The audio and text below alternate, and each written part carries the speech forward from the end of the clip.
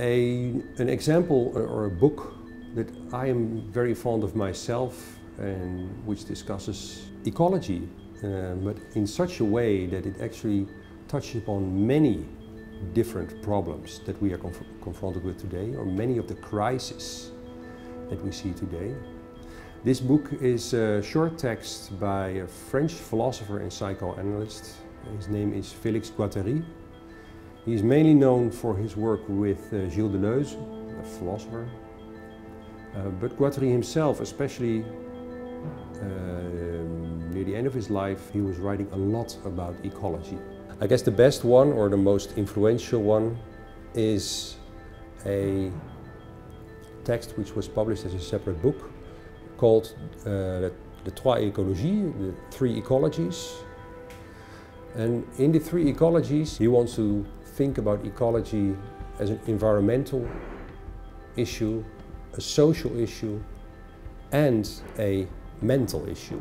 So Félix Guattari takes up the ideas of Gregory Bateson. He calls this ecosophy. I think this is a very important term.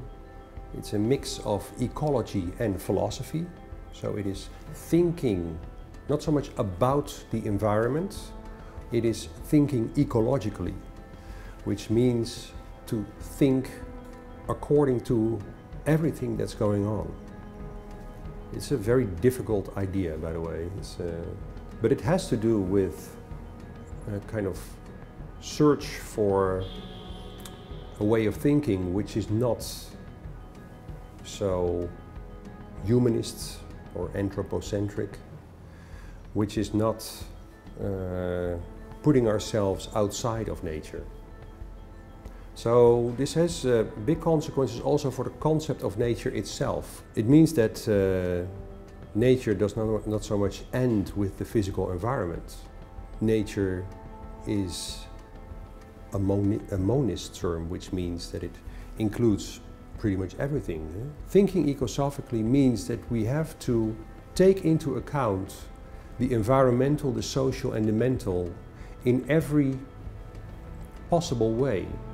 It means that where we are somehow detached from the earth that is all around us is actually the same problem as the social detachment that we find in society today.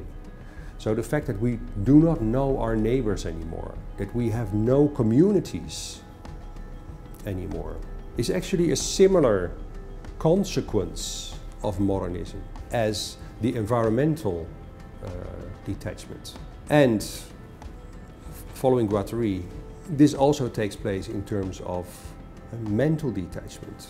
He takes this ecosophy very seriously, and he shows that, to put it very negatively, we've only understood a very little part of the problem that is dominating our society today.